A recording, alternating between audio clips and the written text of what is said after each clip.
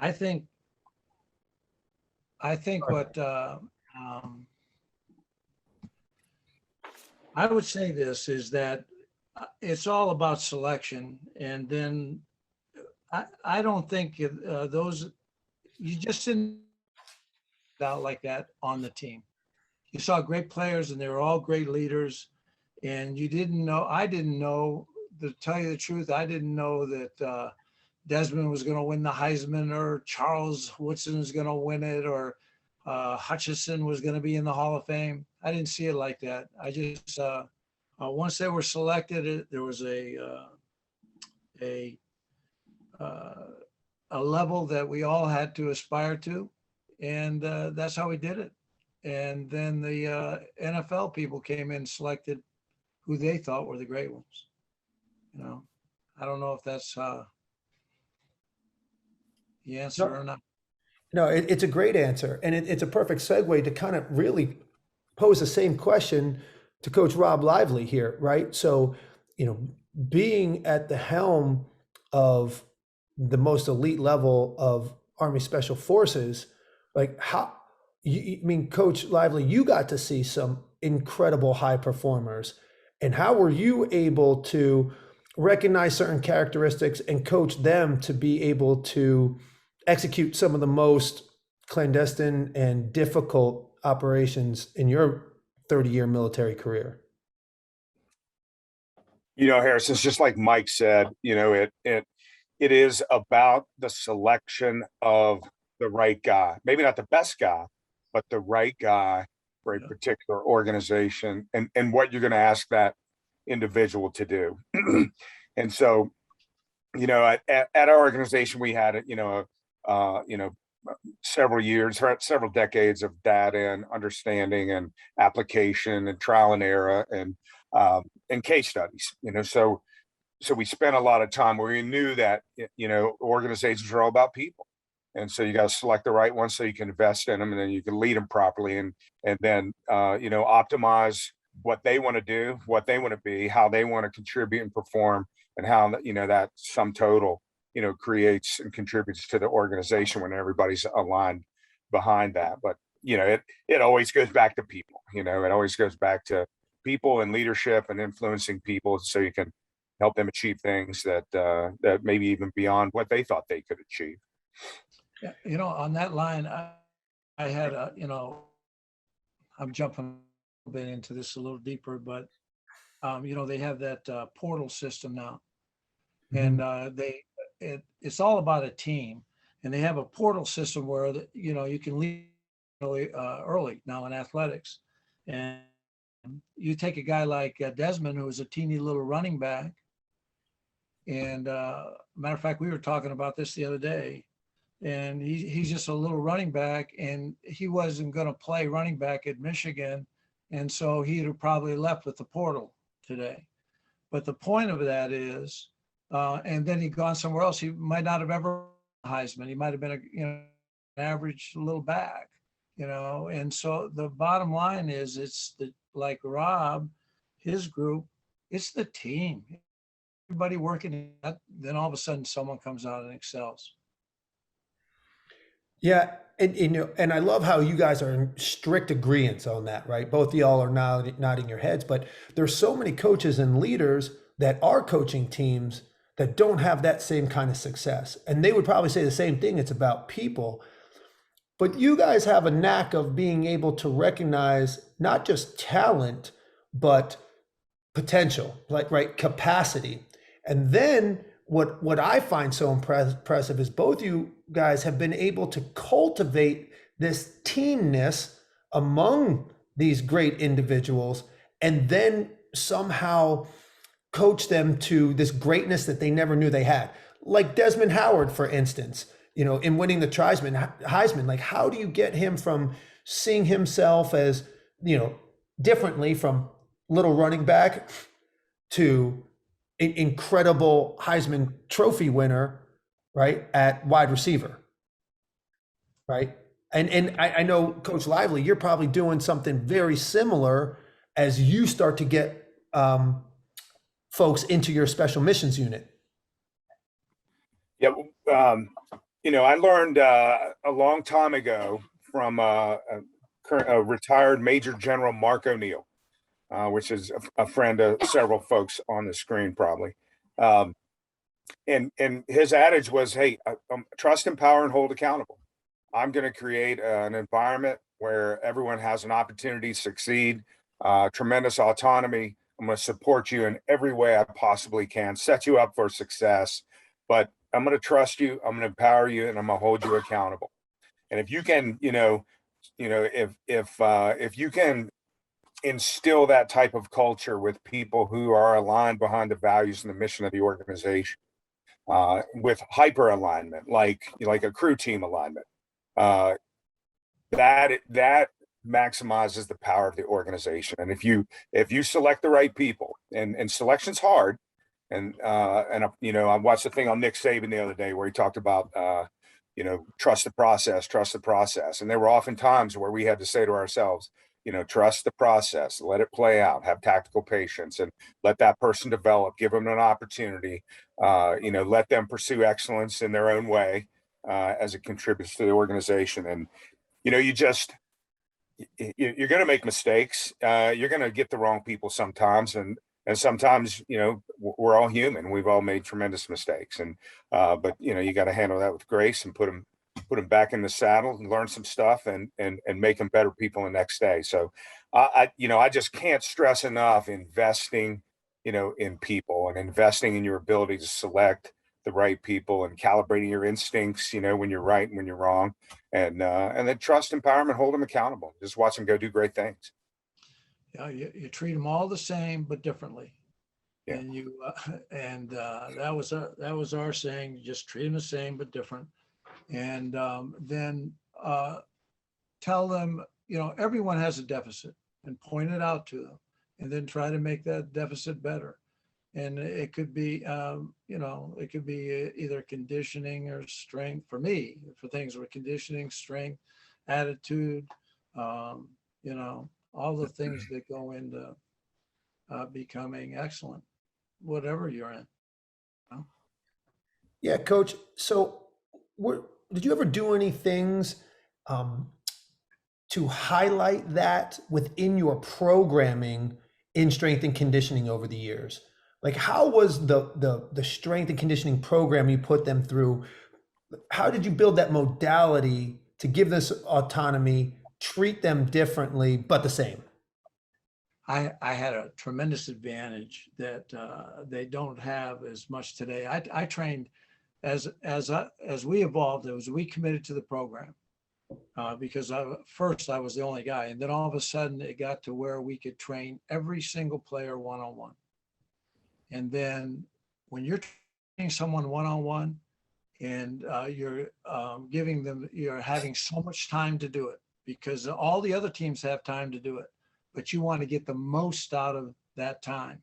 And so what we did was we had a pretty high intensity program, and everyone was trained one-on-one, and you got the most out of them there.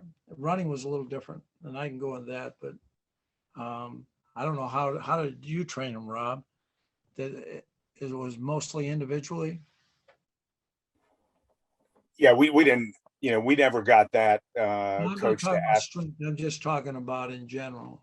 Yeah, it's always group training with individual touch points, but yeah, you never have that type of ratio in groups like that in military training, and we never got that ratio in our strength and conditioning facility either.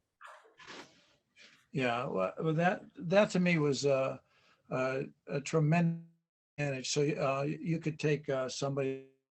Weight training was unimportant, and most of the kids that are college, weight training is not very important to them. It's unbelievable if you learn that after they've left and they're out of it years. Then you see they haven't touched a weight since they left, and it's not that important. So when you take a person that hasn't involved in it, and you can work with them in that way, it really changes them, I because think, yeah. coach, I think that's profound insight, because where strength and conditioning is going now, it is really like, team based and group based. And I was actually having this conversation yesterday with Johanna Zabal, our director of sports performance, and she's down at Fort Bragg right now doing strength and conditioning for special operations there. And she and her colleague, just the two of them, have 750 tactical athletes to train. Two people, 750. And our discussion was, yeah, same but different. So how do you program, kind of, in general to hit like the major energy systems, muscle groups, things that you have to achieve, but kind of streamline it for the individual. And then the challenges, and I think everybody on this call who's into sports performance can find ways to individualize it to a degree.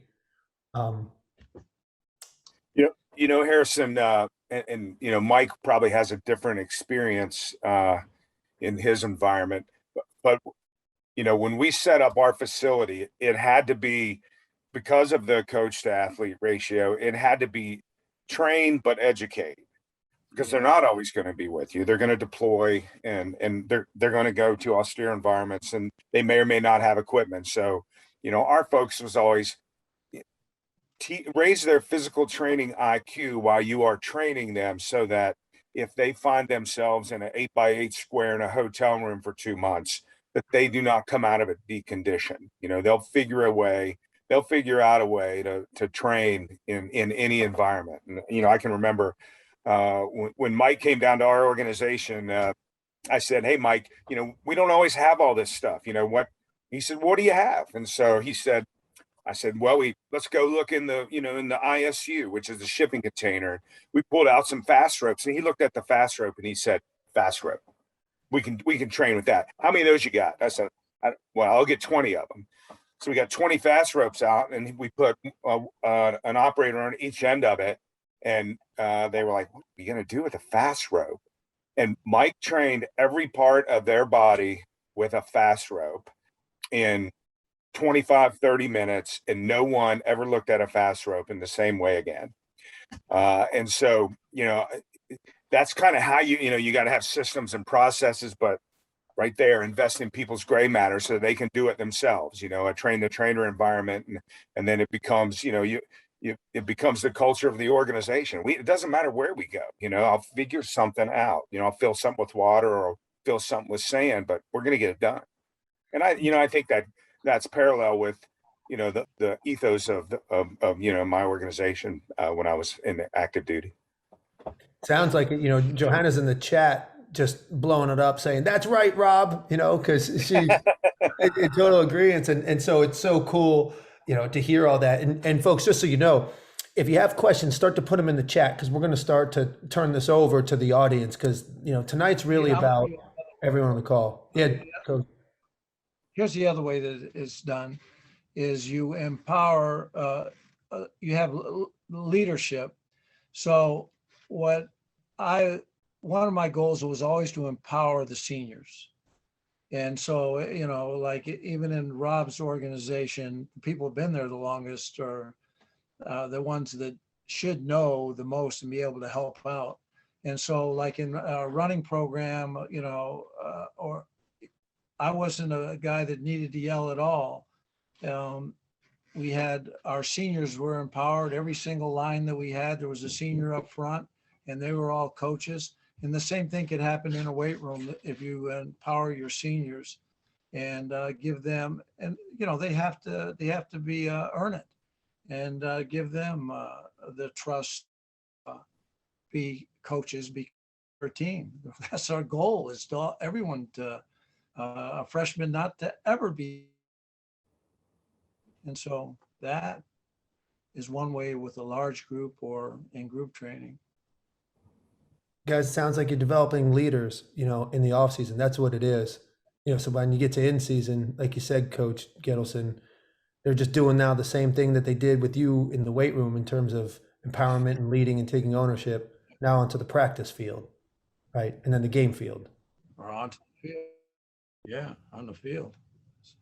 Yeah. So, guys, we got to know that. All right. Oh, go ahead, Coach. I said it's their team, and it's our team, it's their team, and it's our team. And so we all have to have some kind of a role in it, and we're all accountable with it, you know. And that's what senior leadership is um, just empowering the senior to be the leader that he came to school to be, you know. So Yeah. how did I noticed this. I was talking to Rob earlier, and I noticed this when I came down visited for the first time, is I did not know in his organization who was in charge. I didn't know that. And there was a, you know, colonel there, and there was all kinds of men at different levels, and I never have known, but I went down there and I thought that that was awesome because every man there uh, was felt like they were supposed to be there. It was cool. So that's what I want to know. How did you guys meet and get together? Right. So you're talking about your teams. You're so aligned philosophically as we're going back and forth. How did you get to this point? Because, you know, Rob Lively you had to really go out of your way to bring this at the time, a different perspective in training, you know, on top of just doing your duties in being a command sergeant's major. And then how did you get in touch with Coach Gittleson? And then once you did, want to know, Coach Gittleson, why'd you even listen to Coach Lively? Well, I tell you what, Harrison, this is as I'm sitting here with all of you and with Mike, it's a real treat because this thing goes back more than 20 years. And essentially it may go back even further than that. So when I got to the unit there at Fort Bragg and you know, in 1998, and I saw the you know, the facility and how people trained, and I knew better. I knew we could do better. I knew there was better out there, and I knew that you know, all these operators in that unit deserved better and could be better and do all the things, you know, be stronger, have more longevity, be more durable, and those type things. So you know, I was busy trying to be a new guy. In about 1999 or maybe 2000, I just happened to see a magazine with the Washington Redskins in it and Dan Riley. And I remembered Dan Riley from Penn State because I went to Penn State football camp in 1981. And you know, after we got done with camp, I would go down to the weight room and hang out. And Dan was training like these enormous men like Leo Wisniewski, who got drafted by the Colts, I think. And he was having a towel. He was using a towel and he was smoking him with a towel. And I was so intrigued, you know, because it was things I'd never seen done before. But I remembered that. So fast forward, I'm in this organization where Command Sergeant Major retired Mel Wick always told us, every day you come in here, you make the organization better. You make yourself better. You pursue excellence of your own, but you got to do something to make this place better. And it just so happens that, you know, I broke a portion of my back and I was waiting on some surgery. And, you know, I had idle hands. I couldn't do my job, but I could contribute. And how was I going to contribute? I saw that magazine. So I reached out to Dan Riley and I reached out to the Redskins. And they were the Washington Redskins back then. And I said, I would talk to Dan Riley. He said, he's left. I said, when's he coming back? They said, never. He's going to Texas. He's going to go do the Texas franchise, the Houston Texans. So I wrote a letter and I got a hold of him and he said, I got to set this franchise up. I don't have time. He said, but I'm not your guy anyway. Your guy's Mike Gittleson in Michigan. I said, I didn't know him. I said, okay. So I called Mike. And I don't know, called back then. I sent him a letter. We didn't have cell phones. And I said, Mike, this is what I want to do. And I want to come up and see you.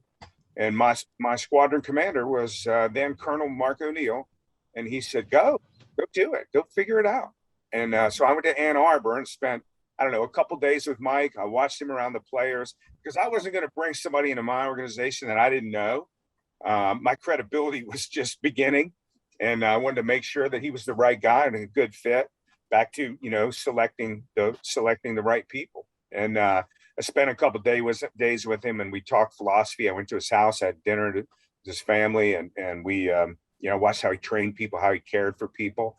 And so we brought him in, And that was he started training our operator training course guys, and then he would come back and he started training, he would train six or every 3 or 4 months he would come back, and I would have a list of people for him to train, and I would wear him out. He would be in that gym at 6 a.m. and he'd go home and to his hotel. It would be like 8 o'clock at night. He would just train and educate all day long, and we just wanted to get as much out of him as possible.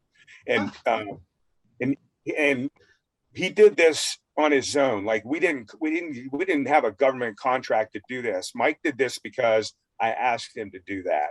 And we tried to pay his travel, but he would continually send equipment that I know he bought with the travel money that we gave him. And he was continually sending me, a kettlebell, 130-pound kettlebell to my house. My UPS guy hated me for it. And in 2007, just a bit of irony, Mike sent me a TRX suspension trainer. He knew I was getting ready to deploy. And he said, I don't know what this is. Some Navy SEAL guy came up with it. I'm not training anybody with it, but check it out and see if it's any good. And so I took it with me, and, I trained for 2 months with a TRX suspension trainer in 2007, never knowing that someday I would work with that company. So it was, we've been, he's the guy I always go to and ask questions. And we brought him back to the organization. I don't know how many times. He's gone to people's retirements, and he's been given awards from the organization. But all of that is just about Mike caring about people and caring about developing people and helping them be the best that they can possibly be. Yeah, coach, that's extraordinary, because everybody on this call has to understand, if you don't know already, as a collegiate strength and conditioning coach, you have 9 days off total the entire year. I mean, weekends, holidays, you're there coaching all the time. So in Coach Gittleson's 9 days of free time, he's going to train Army Special Forces. So then my question to you, Coach Gittleson, like, why'd you do that? Like, why did you make the time, and what attracted you to Coach Lively and this initiative? Well, let me give you a couple things. First, Danny Riley and I went to high school together, out of the mecca of coaching. Understand, we out of our place, we have the head coach at Ohio State, the head coach at UCLA, the head coach at Florida, strength coach at Vanderbilt, strength coach at Wake Forest. I mean, we've had all kinds of coaches from that area. And so Danny was younger than me, and Rob made the right choice. You know what I mean?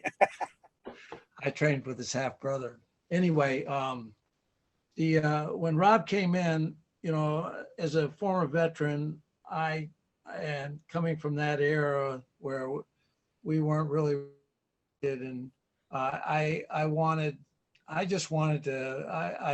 couldn't say no, and I liked him.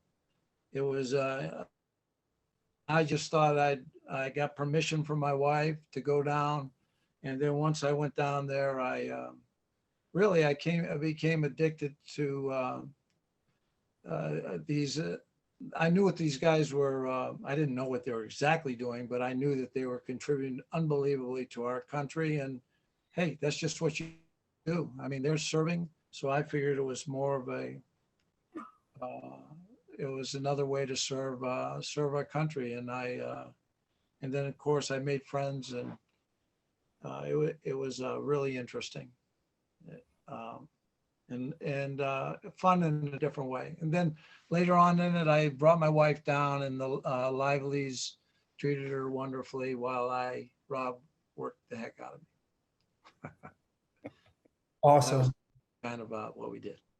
So everyone knows, and I just, before we turn this over to questions here, what we're looking at, folks, in this discussion is really, Coach Gittleson is the beginning of sports performance and strength and conditioning in collegiate and pro sports.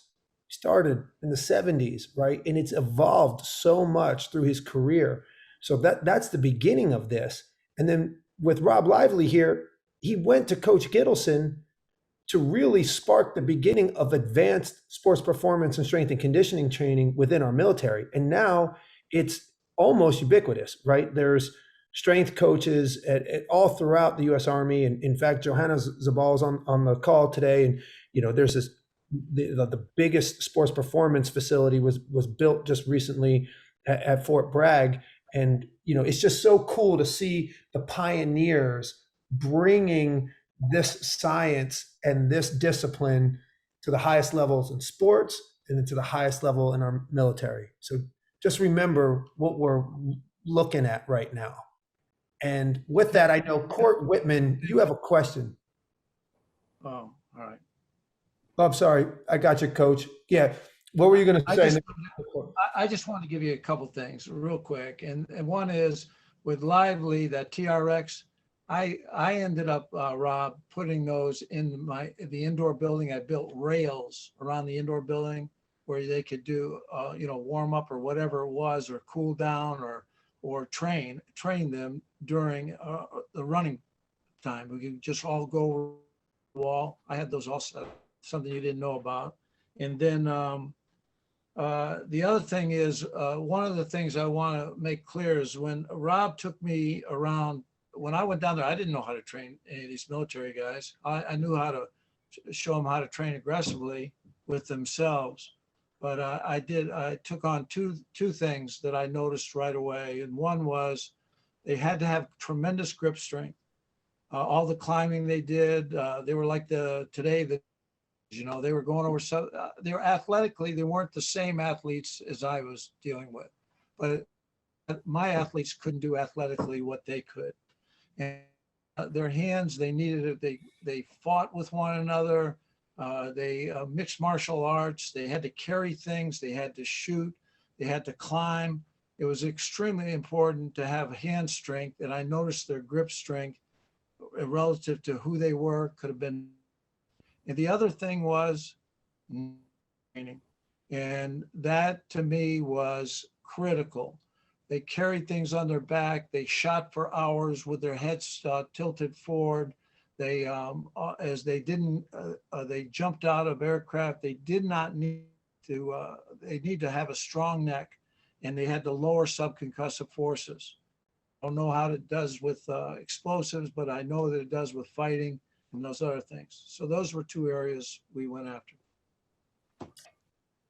That's a great point too, because everyone also has to hope you realize that Coach Gittleson is also considered one of the pioneers in developing neck strength and the role in neck strength in head injuries and just athletic performance in general.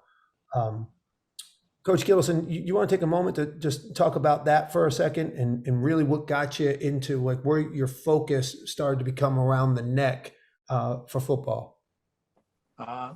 Yeah, I had a former player took me to dinner, and he was a great player. He played in the NFL. He was I was a captain of his NFL team. He took me to dinner, and he told me that he wasn't going to know me anymore. He had late stages of brain CTE, and it was very late stages, and he just wanted to say goodbye. And then I felt so bad because I neck trained. I had 12 neck machines, but I didn't emphasize it like I could have or should have. It wasn't as critical as I knew. So I started researching it really hard. I saw that it was unimportant in America, and it only made that, if you could lower subconcussive forces, you'd be safer. And this is a really big one. We think that we think that body mass index is for big muscle people important, but if you don't train your neck, it's really important to train your neck, because as you increase your body mass and that means you change your peripheral resistance in the blood flow to the brain. You don't have the same vascularity, you don't have the same muscular, and so you change that resistance and you don't get as much flow in the evening. And so you speed up any issues that you might have. So just in general for aging, all of you out there, neck training is important your whole life, as important as walking and all those things. And it doesn't always have to be on a machine. It can be through calisthenics, through movement, through tension, but it's important. I could go on that one. Yeah, and maybe we have you do that at one point. And the way I'm going to start training is I'm just going to start saying yes to everything. So see how that Under goes. tension. Under tension. Yeah. So yeah, actually now, Court Whitman, if you're still with us, you wrote a question in the chat. You want to unmute yourself and ask your question? Yeah, absolutely. You know, and I don't know how helpful it is with the topic here of human performance, because it's more of like a culture question. As you just touched on the portal earlier, Coach Gittleson, and about how folks can just kind of leave. I'm guessing if they're not satisfied in something that's going on. And for me, I just felt maybe inaccurately a hint of selfishness that we might be experiencing in the college athlete because of that. Because I think people are probably going because of opportunity that they're not finding, but they think they'll find somewhere else, or maybe I'm wrong on that. But as a coach at that college level, you know, how do we defeat that with, just building the right culture possibly? I mean, you talked about a few components of the human performance that you train. You said conditioning, you said strength, and then you also said attitude. So, any comments on how maybe to combat something like that? Because it seems like it could be an attitude thing, or maybe it's just an opportunity thing. Yeah. Curious, any thoughts on that? I've talked to a lot of coaches. I mean, a lot about that. They all have that same issue, and part of it is they have to come into an environment where it's a real team environment, and they have to have a feeling of really where they're at, and then they have to know examples of like I gave you with a guy, or all these guys that maybe will not achieve that same level. If you're not patient at Alabama, my gosh, you think you can just come in and play right away? I mean, what kind of team did you choose, and what kind of level that you're aspiring to? And I'm not sure how to do it. I don't think anybody, maybe Rob, of course, Rob, you guys could just eliminate guys, right? I don't know. How do you approach, get a kid to transfer, Let me maybe ask a different question that I also am curious about, and selfishly, it does apply to attitude, Coach. Context here matters, right? I'm a youth sport coach. I'm coaching 10, 11, and 12-year-olds football, okay? And coming out of the 18 months of COVID, I got some boys that in some cases never played. I'm finding one of the most significant challenges I'm up against is in fact attitude, especially when we have loss. There's got to be a loser every contest and a winner. We're doing a whole lot of losing, Coach, right? And I'm seeing attitude being the most challenging aspect to engage with these youth athletes. So my question is this: in your experience, is there an age where you believe that just in general, the youth athlete and the attitude begins to click? And I begin to say, okay, now I understand how important it is for me to be a teammate. I've got a lot of selfish folks, and I'm a culture believer, right? And I'm trying to create this culture with team values. But I'm just wondering, is there an age in your experience with the youth athlete where you see the attitude begin to emerge as something that's helping lead him through his performance sessions, through practice, right? It's the mental game, I think, is what I'm talking about here. to be absolutely honest, I can't answer because I was never involved. I was always involved with, you know, the older groups, freshmen, et cetera. Sure. But I'll tell you what I did in coaching that I think built us a culture was I didn't spend the times that I talked with our kids. I very seldom would point out um, their behavior in our like running, who didn't run well or didn't. I would very seldom. When they came together, I'd always talk about great people, what they've done, and other coaches and what they're doing at other places, but about us. And I used that my whole career in just teaching them about all the great people there are, and that's who we have to aspire to become. That's probably one of the reasons I wanted to go down. Another reason I wanted to be around Rob. I mean, he sits there and he is one of America's greatest heroes. I mean, it's awesome to be around and then go with a whole group of men that are different. I loved it.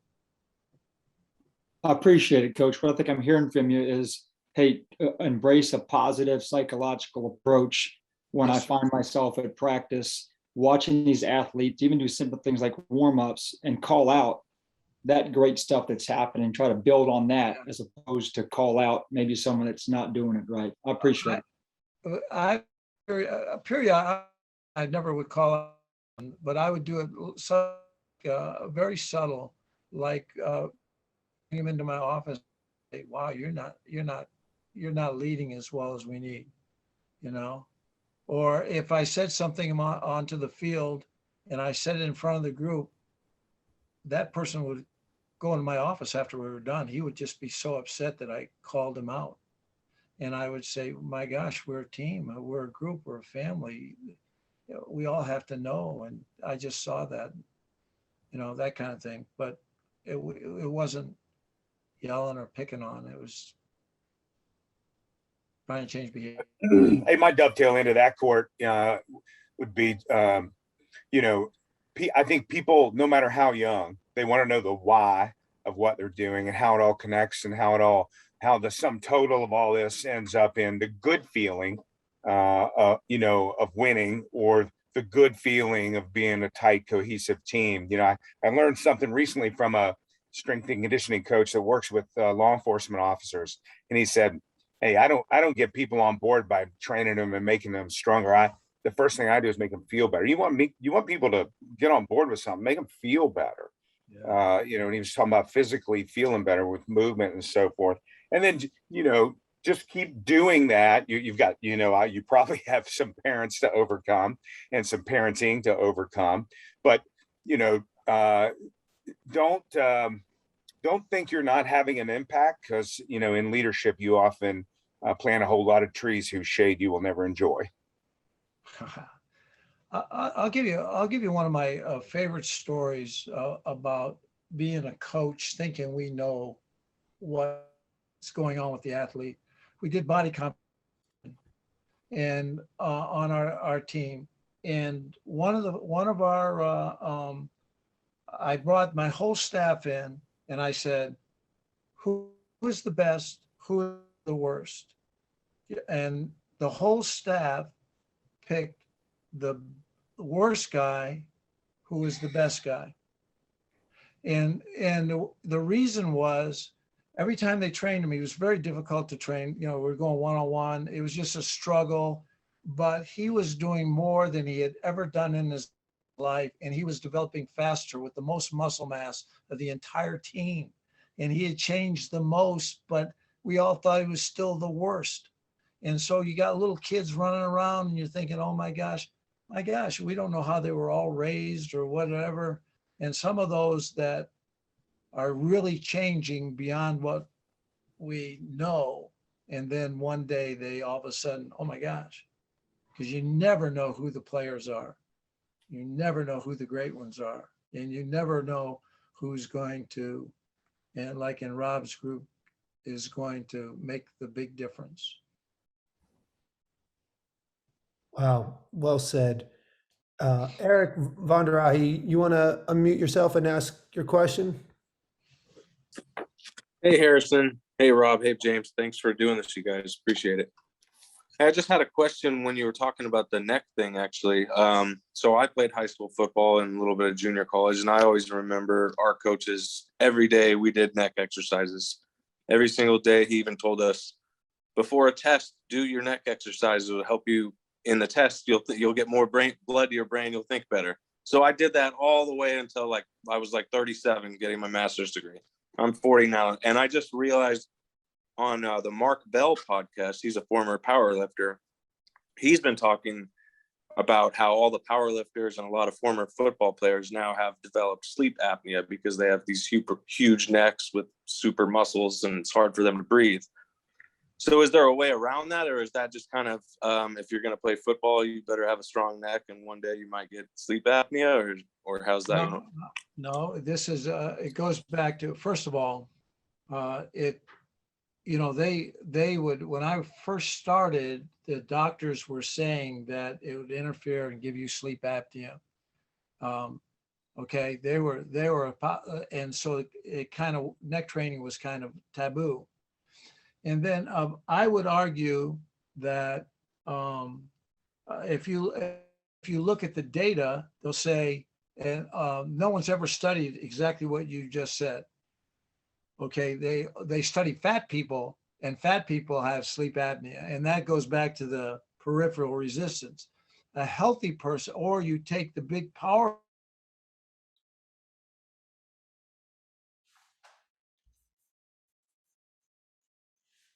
He'll come back in, guys. Oh no. Just when he was delivering the punchline that we needed, the interwebs intercepted us. I think Coach will come back. Man, Eric, just got to remember to remind him right where he was, because that is the gem of wisdom that we were waiting for before it went out. He'll come right back. So while he does that, actually, I want to turn it right back to Coach Lively here, because Coach Gittleson was talking about the TRX suspension system, and now you're spearheading, the company, right? And you're doing all the stuff for Soldiers to Sidelines and throughout the military installations. And, you had mentioned earlier, figure it out. We can find a way to just figure out how to train. Does the TRX suspension system marry with that ideology you had the whole time training, figure it out? Well, first of all, I'm glad you didn't hand that question off to me, because I could not answer that for you, Eric. Not even close to anything like Coach Gittleson could do. I don't run all of TRX. I lead a division of TRX, which covers down on all of our military first responder and law enforcement, et cetera.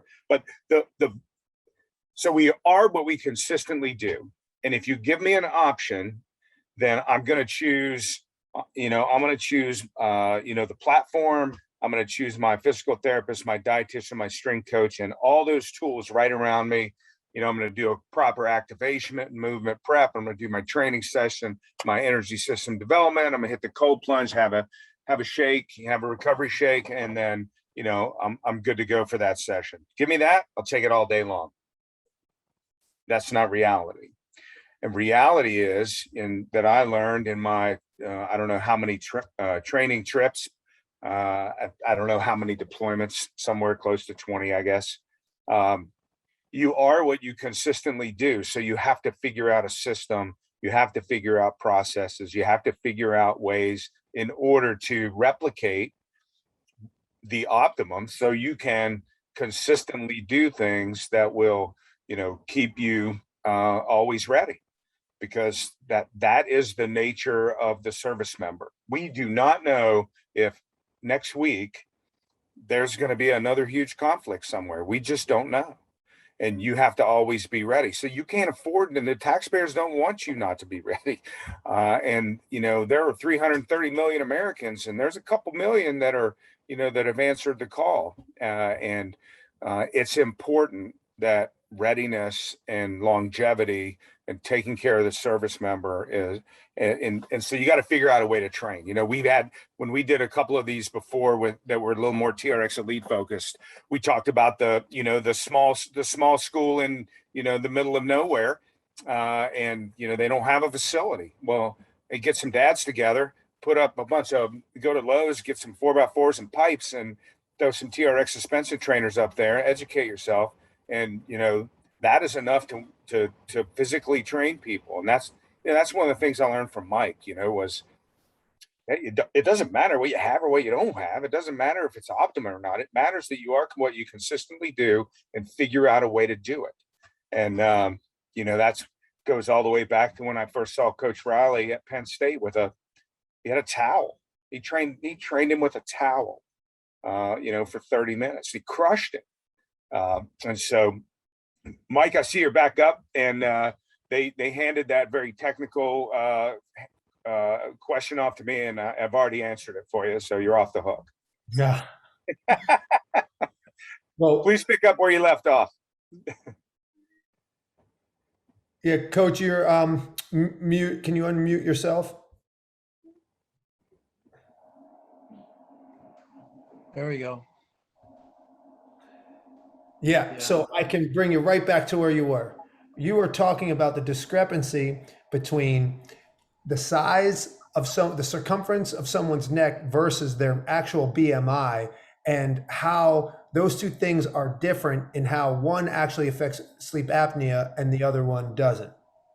Well, you just train the entire system. To think that part of the system is unimportant is ridiculous thought.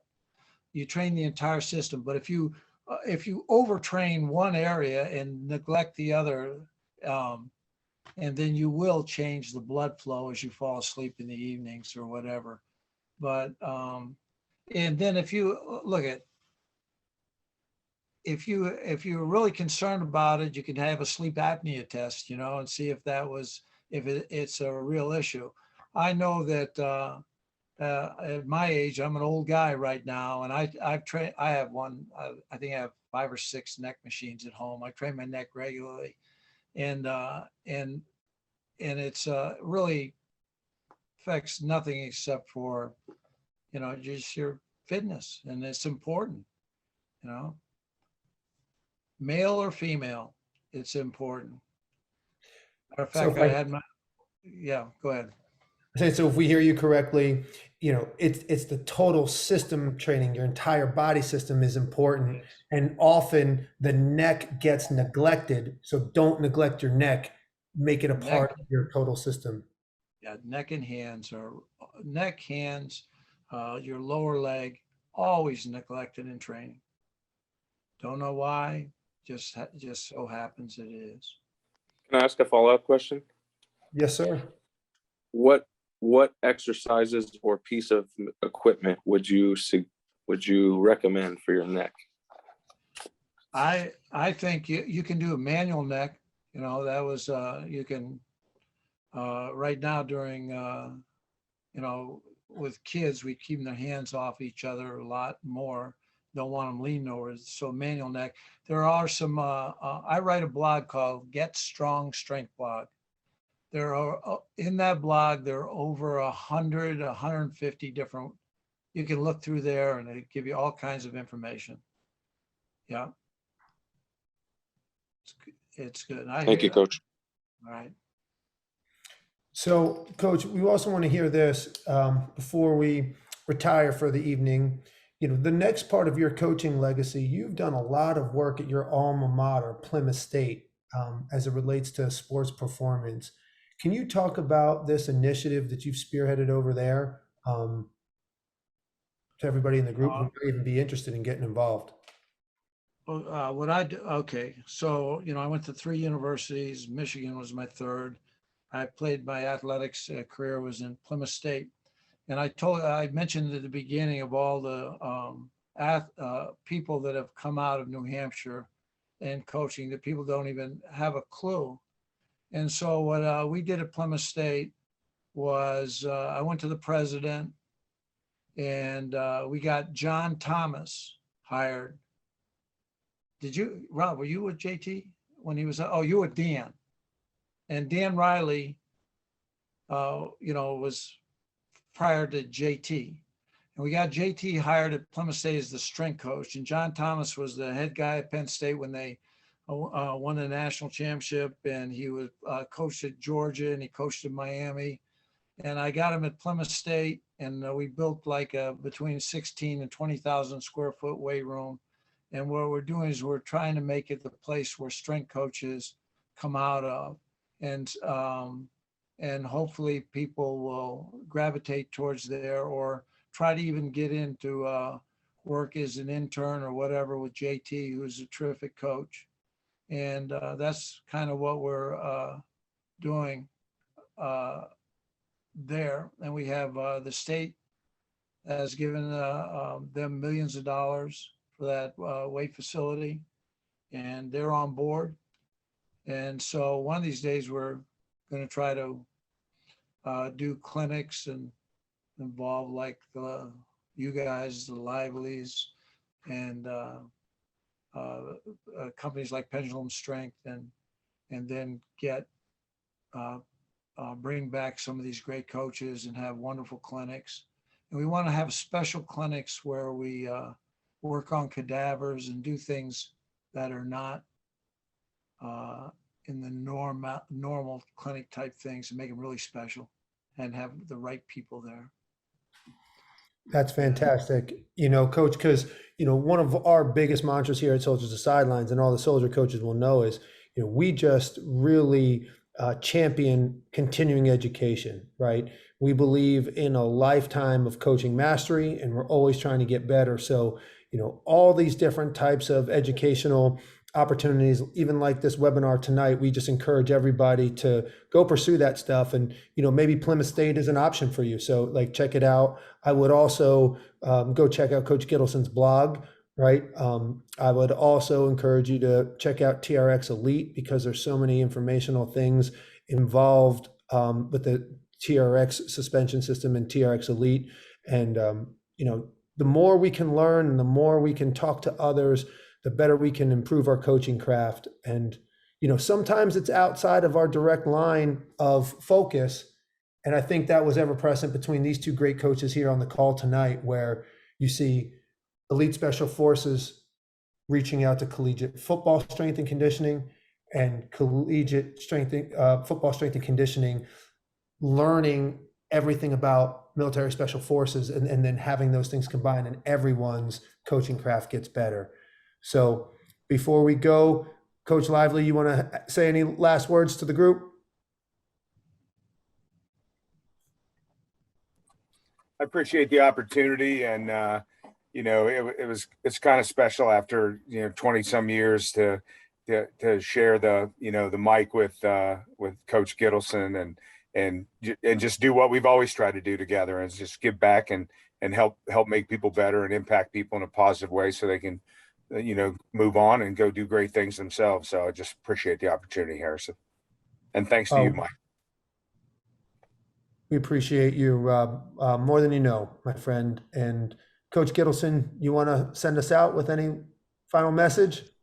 I'm on board with what Rob said. I thought it was a wonderful opportunity to get involved. What Rob did for the military and is continuing is tremendous. He's got all these job opportunities in the military for strength coaches, and that's really what Rob's envisioned, and it's getting done, and it will continue to grow and improve. And so you teaming up with Rob and this group it's been fun. Yeah, it's been cool. It turned into a great friend. We are honored, Coach. And everybody's on the call, thank you for spending your time tonight with us. Hopefully, I'm sure you did get to take some nuggets of wisdom from this. And, just keep opening up your emails from us and staying connected with us on social media, because we have so many of these opportunities coming up. And, we are just now beginning our live events. So for instance, on November 5th and 6th, we're going to be at University of North Florida with their basketball team, doing something similar to this, but live over 2 days. And then we have a very special live event in conjunction with the New York Jets at MetLife Stadium, the 12th, 13th, and 14th. These events are sold out now, but when I say sold out, I mean they're just at capacity. But get involved. We're going to have so many more of these things coming up at the end of this year in 2022. So stay connected. We love seeing your faces. Thanks for being here. Till next time. Good night, everyone.